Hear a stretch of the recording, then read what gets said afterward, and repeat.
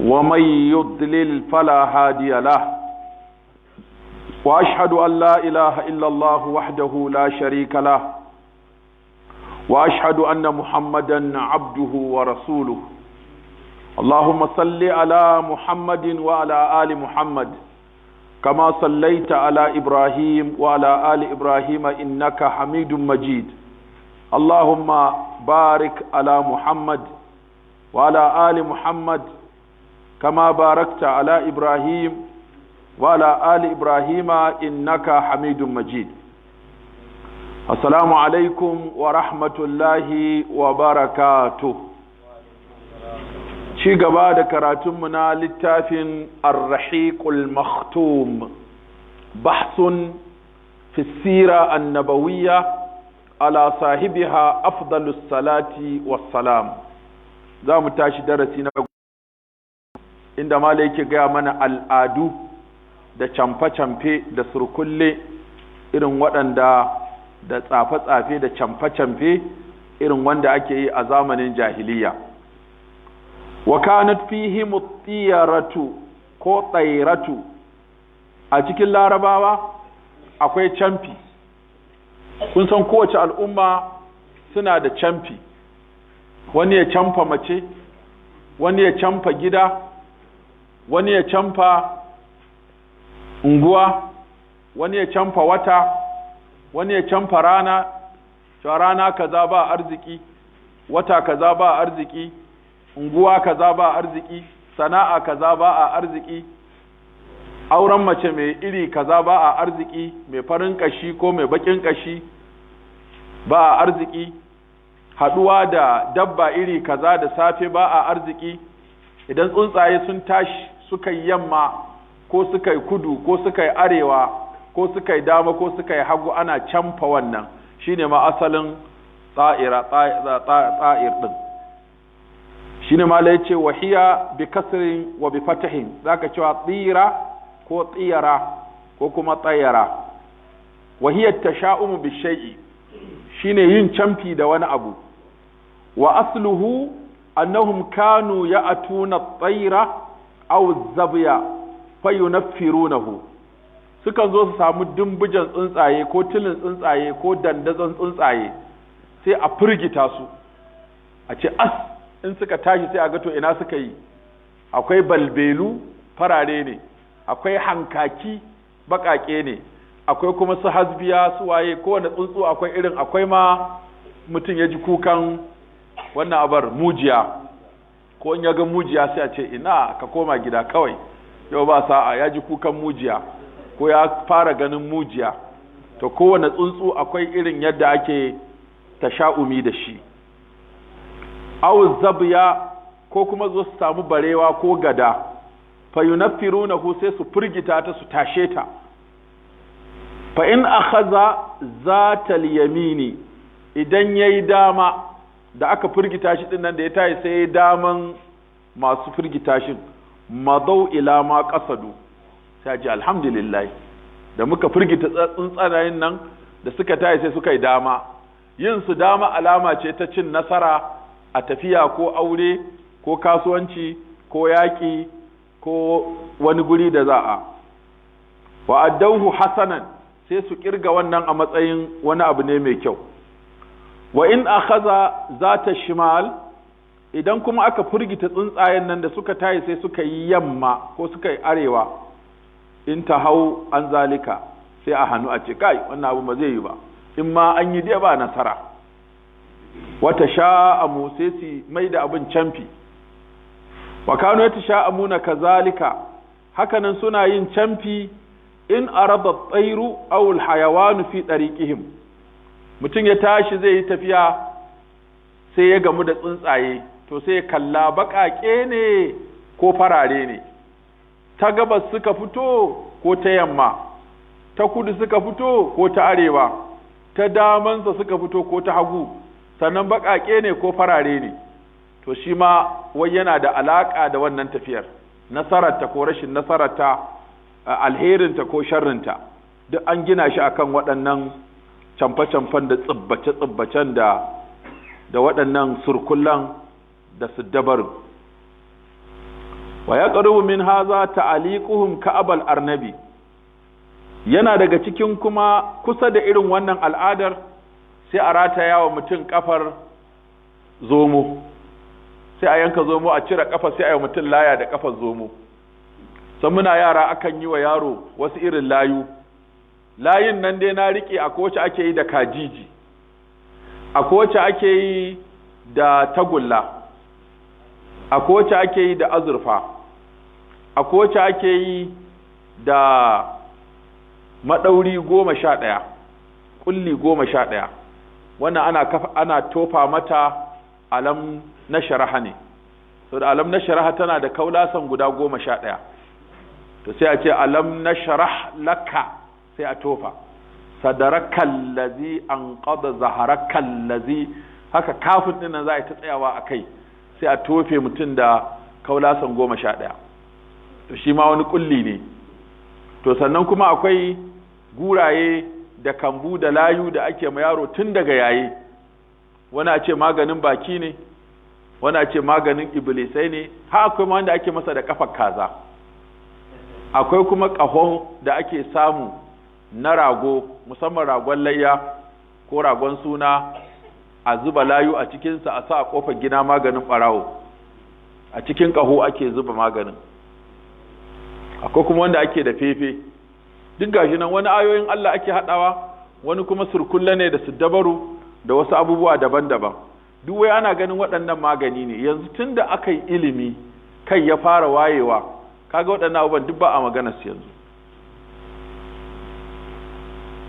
Wata sha'umu ba'dil ayyam, haka nan sukan yi camfi da shashin wasu kwanaki, sai a ce ranar Laraba rana haske ce ta bawa mai sa'a, ranar kaza rana ce ta alheri, rana kaza rana ce ta sharri, rana kaza rana ce mai hatsari. Duk a ɗauki ranaku wa shuhur, ko kuma a ɗauki wasu watanni a camfa su cewa ba a tafiya, ba a aure, ba a kasuwanci. Wal hayawanat, ko a ɗauki wasu dabbobi a ce dabba iri kaza ita ma tana da nata matsalar. Wadur, ko kuma gida a ce wannan gidan wane ya shiga ya tsiyace, wane ya shiga ya tsiyace. Za ko wani gida da aka taɓa samun irin wannan matsalar, sai da gidan ya shekaru ba a samu mai siye ba. In ka zo siye sai a ce ma to akwai da wani mai arziki da ya siya bayan ya tare da shekara ɗaya tsiyace. Ana nan wani mai arziki ya zo ya ƙara siya bayan shekara 1 da rabi ya tsiyace. Ana nan wani ya zo ya ƙara siya ya tsiyace.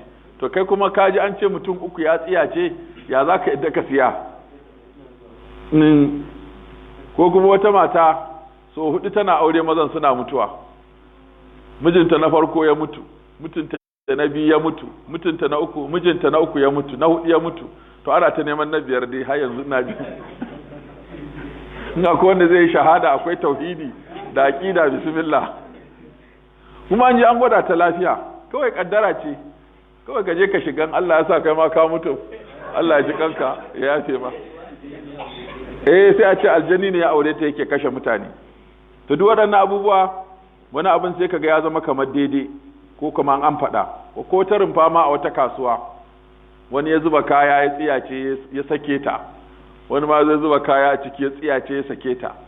Wajen dai mutum ko 5 ko 6 ne duk suka tsiyace akan sun zuba kaya a wannan rumfar. Sai aka canfa ta aka ce wannan rumfar akwai aljanu da shedanu a cikin ta. Amma ta'uzuki bi kalimatin lahi tamma min kulli shaytanin wahama wa min kulli aynin lamma, an tattofe ta. Amma dai jama'a suna tsoron su ƙara kama wannan rumfar. To irin waɗannan suna nan da yawa. Wan nisa, haka nan wani zai canfa mace, wali itiqadu bil adwa, da kuma kudirce cewa ana ɗaukan ciwo ko da kuwa baka cakuɗa da masu ciwon ba. Ganin mai ciwon kadai sai ka ɗauka. Kuma annabi ya ce la adwa wala tsaira wala hamma. Annabi ya ce babu adwa, babu ɗaukan cuta sai da izinin Allah. Ko da ka cakuɗa da mai cutar, idan Allah bai kaddara zaka ɗauka ba za ka ɗauka ba. Amma dai an hana cakuɗa da masu ciwon da ake ɗauka saboda cakuɗa da sababi ne. Amma an ka ce duk ciwo ɗauka aka yi, to na farko shi a ina ya ɗauko? Na farko a ina ya ɗauko shi? Yanzu kun ga musifa ta ɓarke a duniyan nan, ciwuka suna nan da virus iri-iri. Akwai virus na corona wanda ake jin daga jemagu, saboda mutanen China akwai su da ciye-ciyen tsiya, su ci miciji, kaga abu da ransa ana soya shi, su ci mutane, suna cinye jarirai. In aka yi bari to wannan tsada gare shi, sai a cinye shi. Suna cin ma mahaifa, idan mace ta haihu mahaifar sai a sanya ta bushe a dandaka a yi yaji, ana barbada abinci ana ci. Su ci kwaɗi, su ci ƙadangaru, su ci jemage, su ci ɓera, su ci biri. To irin wannan ciye-ciyen nasu ne yanzu ake jin wannan cutar da ta ɓarke a ƙasar ta samu asali ne daga jemagu. Su ko mutanen Afirka masu cin biri, bushmeat nan da ake ci, su ma sun je sun ci wani abu Ebola nan ta zo ta yaduwa. Haka Lassa din nan tana da alaka an ce da bera ne fi yada ta. To ga Lassa bera, ga Ebola dan biri, ga corona kuma ta jemage. Dama mu ukun nan duk ba ma ci. Yanzu hatta kai yanzu a ƙasar China an yi umarni da kowa ya sa niqabi, sannan kuma ya dinga alwala, dinga wanke hannunsa, yana shakarwa, yana facewa. Nace Allahu akbar, alhamdulillah, ashe musulmi ba zai kamu da corona ba. Mata suna sa niqabi, mu ko muna alwala sau 5, muna shakarwa, muna facewa, muna kurkurar baki. Yanzu gashi an sa su alwalar dole da sa niqabin dole. Da Allah ya ce a sa ku, aka ce za a danna ɗancin ɗan adam. Yanzu ko da likita ya ce a sa, har za ka ga kyamara tana haska mutane, da ka taho ba wannan sai ka ga an yi cakanka, maza ka nemi niqabi ka saka, maza ka nemi mask ka rufe bakinka. Gani Allah kenan. To da haka waɗannan camfe-camfe suna nan. Al-i'tiqadu bil adwa, kudirce cewa ciwo da kansa yake samun mutum. Yanzu da muke cewa in za a yi aure a je a yi gwajin wasu cututtuka, musamman HIV da irin su hepatitis da sauransu, da gonorrhea da makamantansu, da kuma genotype, duk waɗannan ba waƙin yadda da ƙaddara ba ne. A'a, abinda manzo Allah sallallahu alaihi wasallam ya ce, firra minal majzumi firaraka minal asadi, ka guji mai ciwon kuturta yadda kake gudun zaki. Me annabi yake nufi da wannan hadisi? Kuturta yana cikin cututtukan da ake ɗauka a wannan zamani. Sai annabi ya ce a guji mai wannan ciwon yadda ake gudun zaki. Kaga ba yana nufin ka aje inda za a ɗauka. Sana hadisi ya zo cewa in ana annoba a gari, kana ciki kada ka fita, in kana waje kada ka shigo. Me ma'anan kada ka fita? Saboda wataƙila in ka fita yaɗawa za ka riga ka ɗauka. Me ma'anan kada ka shigo? Kakka ɗauka. Kaga kenan da yaɗa cuta da ɗaukanta duka musulunci. Sannan ya ce kada a kora raƙuma masu ƙazuwa su shiga cikin waɗanda ba su da ƙazuwa saboda tsoron kada su ɗauka. Da haka wannan la adwa wa la tsaira shi ake haɗa shi da wannan hadisi, sai a fitar da hukunci cewa cuta akan kanta ba ta da iko ta tashi daga jikin wani ta koma jikin wani, amma kuma mukhalada da masu ciwon sababi ne na ɗauka, to sababin ake gudu. Walhama, sannan annabi ya ce babu fatalwa. Hama ita ce fatalwa.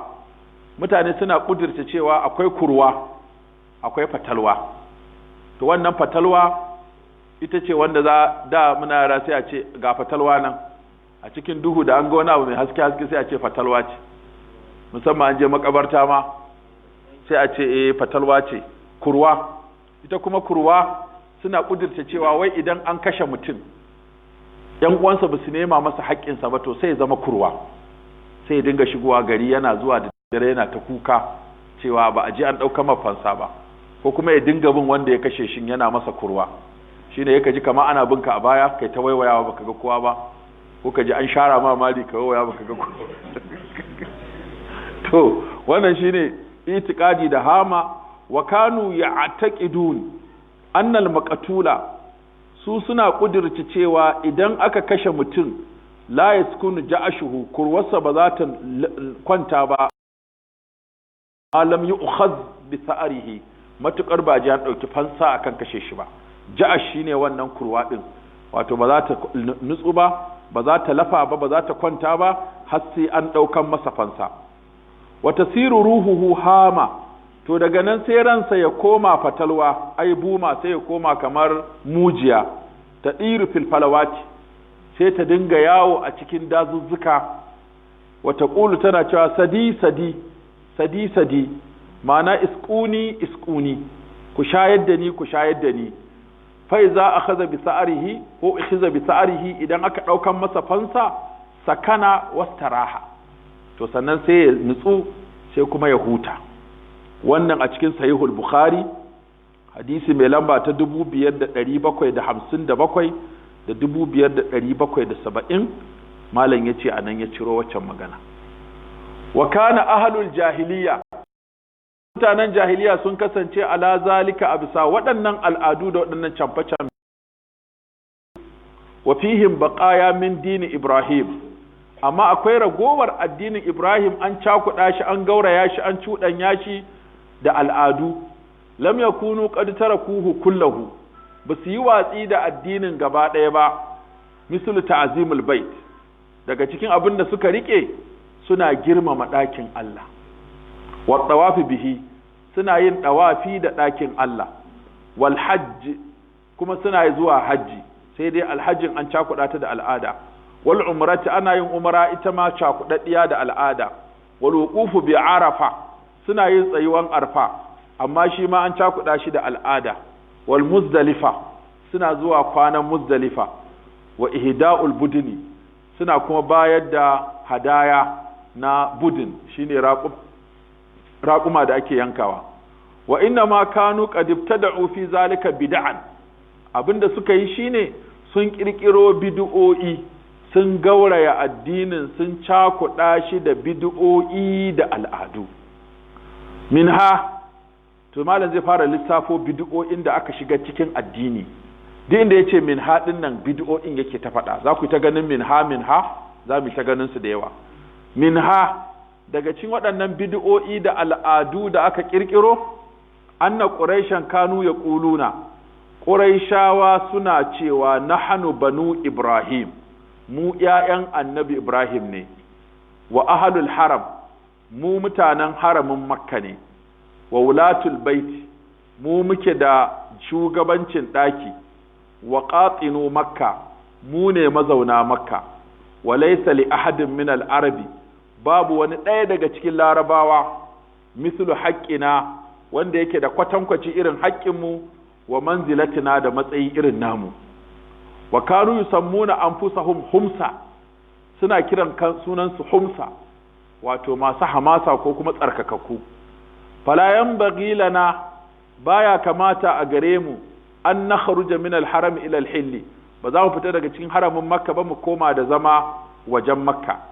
Fa kanu la yaqifuna bi Arafa, ba sa tsayuwa Arfa, wala yufiduna minha, sanan ba sa tahowa daga Arfa su taho Muzdalifa. Wa inna ma kanu yufiduna min al-Muzdalifati, su daga Muzdalifa suke tsayawa, iyanan suke tsaya, ba sa karasawa Arfa. Wa fihim anzalallahu ta'ala, akan su ne Allah ya soke wannan bid'a da al'ada, yace summa afidu min haythu afada an-nas. Kun ga mutane in sun tashi daga gidajen su ranan 8 ga watan Zulhijja yawmut tarwiya, sukan tafi Mina ne, su azhar, su la'asar, su magariba, su isha, su kwana, su asuba. Bayan asuba rana ta dan fito sai a shirye-shirye a tafi Arfa, a je a wuni a Arfa. Rana ta faɗi a taho Muzdalifa, a yi magariba, a yi isha, a kwana a Muzdalifa, sannan a je a yi jifa, a wuto Maka, a zo a yi tsawafi, a yi sa'ayi, sannan a cire kaya, a yi aski, a yanka, sannan a koma a yi kwanakin Mina guda 3. To su sai suka gauraya abin, suka cire wani, suka ƙara wani. Suratul Baqara aya ta 199. Wa minha, daga cikin bid'o'in, annahum qalu la yanbaghi lil hums, baya kamata ga hums, dama sunan su kenan hums, an yaqtinu alqita, wato su yi cikui, wala yas'alu samana, sanan ko ba za su tambayi kakide ba. Wa hum hurumun, suna cikin harami, ba sa cin cikui. Mun san cikui ai asali nonon raƙuma ne ko nonon awaki ne, nonon awaki ne ake busar da shi, kamar yadda ake busar da nama ya koma kilishi, ake busar da abin nan a yi gurasa, alkama ce, saboda in za ka yi tafiya abu zai lalace, amma idan ka juya alkama ta koma gurasa sai kai kwanaki kana ci. Idan ka juya wato nonon awaki ya koma cikwi sai kai kwanaki kana ci. Idan ka juya nama ya koma kilishi sai kai kwanaki. Da haka waɗannan abincin guda uku abincin sahara ne. Nama don kai lalace sai a yanyana shi a mai da shi kilishi, kaga sai a yi wata 2 wata 3 ana ci. Sannan sai a mayar da kuma alkama sai a yi kulli sai a yi gurasa, ita ma gurasa sai a daɗe ana ci. Hakanan shi kuma nonon sai a yi dabara a busar da shi, shine wannan da ake kama na wanda muke haɗawa da dabino ake ci, wanda a gan shi mai faɗin nan haka yalo, to asalinsa nono ne ya koma haka, aka busar da shi haka don a ajiye shi a ci gaba da cinsa zuwa lokaci mai tsawo. To wannan shi ake kira cikwi ɗin, shine aqid. To ba sa cin wannan, wa hum hurumun, suna harami. Wala yadkhulu baitan min sha'arin, sannan duk wani gida da aka yi shi da gashi, wato abin da aka yi shi da fata mai gashi, to ba sa shiga ciki. Duk wai doka ce suka sa kansu ta banza ta wofi. Wala yastazillu, sannan ba sa shiga inuwa in istazallu, in za su shiga inuwan illa fi buyutil udumi, sai gidajen da aka yi su da fata wacce babu gashi a jiki, madamu huruman, mutakar suna cikin harami. Kun ji wata al'ada, duk wannan ba Allah bai saukar da hujja akai ba. Can cikin Ibn Hisham juz'i na 1 shafi na 199 da Sahihul Bukhari hadisi mai lamba ta 1665 da 5420 yace su humsan litahammusihim lidinihim, wai an kira su humsan masu kishi saboda tsananin kishin su ga. Sannan kuma mala yace al-masdar al-awwal nafsuhu juz'i na 1 da 2 Ibn Hisham kenan, wal aqid da aqat da aqid ay san'ahu, wal aqtu shay'un yuttakhadhu min al-labani, kaji ba wani abu ne ake yin sa daga nono, al-mahid wanda yake mai tsami, yutbaku ana dafa shi, summa yutraku sannan a bar shi hatta ya musala, ayata qatara ma'uhu, har sai ruwan ya tsiyaye, shine sai ya koma wannan. Shi kuma saman shine akhrajahu min al-laban, shi kuma shine kakide. Shi ma kakide da man shanu ai daga jikin nono ake fito da shi ko? Da kakide da man shanu daga yana ake fito da su? Shi daga kitse ne, man shanu fa? To kaji. To wannan shine abin da suke ajewa don amfanin yau da gobe.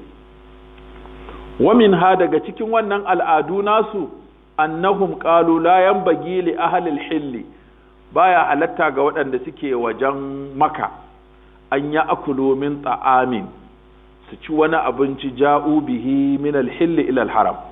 Ba za ka shigo da abinci ba daga waje ka zo ka ci a Maka, sai dai ka siyi na Maka. Wannan sun ƙara wa kansu harkar kasuwanci. To an ka zo kamar yanzu mun je Maka ai ba mu tafiya da abincinmu, can muke cin shinkafa kaza, muke cin abincinsu a can. To sai a ce an hana zuwa da duk abinci, sai dai ka ci na can. Kaga wannan dabara ce ta ƙara ma kai tattalin arziki da kuma yawan masu siyan abinci ko masu ci. Iza ja'u hujjajan aw umaran, amma da sharadi in ka zo haji ko umara. Amma idan ba haji zaka yi ko umara ba, ya halatta ka ci abincin da ka zo da shi. Amma in haji ka zo ko umara, to kai fakin din abincinka, abincin su zaka ci, ko su baka kyauta ko ka siya. Yana na cikin Ibn Hisham juz'i na shafi na 202.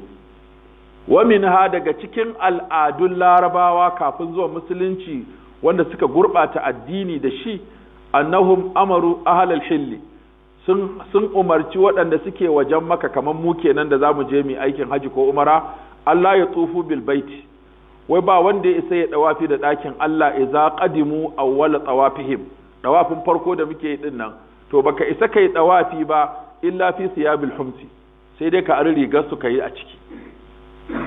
Kai taka rigar ba ta da tsarkin da zaka zagaye ɗakin Allah da ita karan farko, sai dai ka je ka aro ko ka siyo rigar.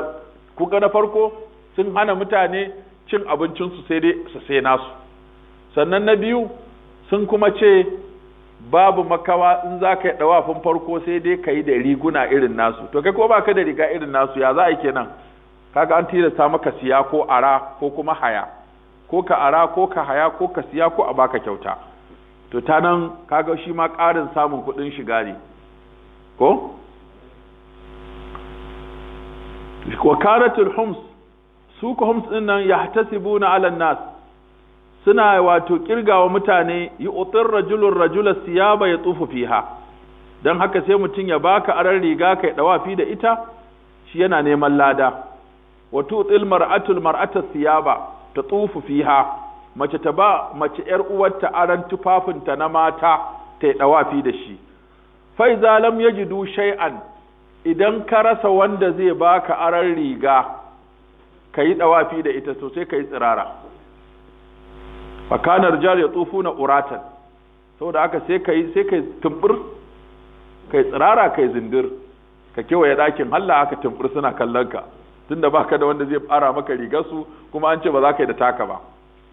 Wa kanatul mar'atu tadau thiyabaha kullaha illa dir'an mufrajan, mace za ta cire kayanta gaba ɗaya sai ta bar kawai dan kwarjalle ko ta bar dan tofi kawai a jikinta, da shi kadai za ta yi dawafi. Suma ta duhu fihi, sannan tana dawafi, wata qulu tana cewa al yawma yabdu ba'dahu aw kulluhu wa ma bada minhu fala uhillahu. Take cewa al yawma, a wannan rana, yabdu ba'dahu, shashin sa yana bayyana, aw kulluhu, yabdu ba'dahu, shashin sa yana bayyana, aw kulluhu, ba'd shine fa'il, aw kulluhu, yabdu ba'dahu, shashinsa yana bayyana, au kulluhu, ko wa'ana shashin jikinta yana bayyana ko kuma dukkan jikinta yana bayyana. Tana karanta wannan baiti tana yin dawafi cewa a wannan rana yabdu ba'dahu, shashin jikina zai bayyana, au kulluhu, ko ma jikin, wa ma bada minhu, abinda ya bayyana da gare shi, fala uhillahu, bazan halatta wa mutane shi ba. Wa anzalallahu fi zalika, wannan al'adan ma Allah ya rushe ta, yace ya bani adama khuzu zinatakum inda kulli masjidin, ya ku ƴaƴan annabi adam ku riki kayan adanku ku sa tufafi inda kulli masjidin, a dukkan masallaci, ma'ana kada a sake yin ibada tsirara ko kuma babu tufafi. Suratul Araf aya ta 31. Fa in takarrama ahadun, idan wani ya karamci minar rajuli daga namiji awal mar'ati mace, fa tafa fi siyabihi allati, in ya dawafi da wannan tufan da ya zo da shi, allati ja biha min al-hilli, alqaha ba'da tawafi, to bayan dawafi sai ka cire ka zubar. Wato in ma an maka alfarma kai dawafi da tufafinka, to kana gama dawafin sai ka cire su sai ka jefar, sun gama aiki. Kun ga ɗayan uku kenan, ko ka ari kayan hums, wato su mutanen Makka, kai dawafi da shi. Na biyu, ko kuma kai tsirara kai dawafin haka. Na uku, in ku har za ka dawafi da kayanka, to wannan kayan bayan dawafi sai ka zubar da su. Waɗannan fa duk ma anzalallahu biha min sultan, duka waɗannan abubuwan da suka kirkiro babu shi a cikin addinin Allah. Fa tafi sabilatu wala yantafi'u biha huwa, ba zai amfani da wannan ba, wala ahadun ghayrahu, babu wani kuma ɗaya da zai amfana da wannan bayansa.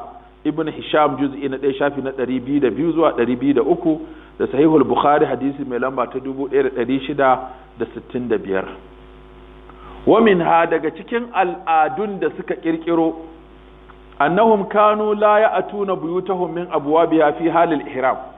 Wai idan zaka yi harama da aikin haji, to ba za ka fita ta kofar gida ba, sai ka hauro. Shine Allah ya ce watul buyuta min abwabiha, ku je wa gida ta kofarsa. Wani mutum zai tafiya sai ya wuntsulo ta baya ko kuma a tsara masa sabuwar kofa ya fita, amma ba zai fita ta kofar da ya saba ba. Wannan sai in za a yi tafiya zuwa ga neman kuɗi, amma in dai tafiya ce ta ibada zuwa harami, to sai dai ka haura ta bayan katanga. Ka duba wata al'ada da Allah.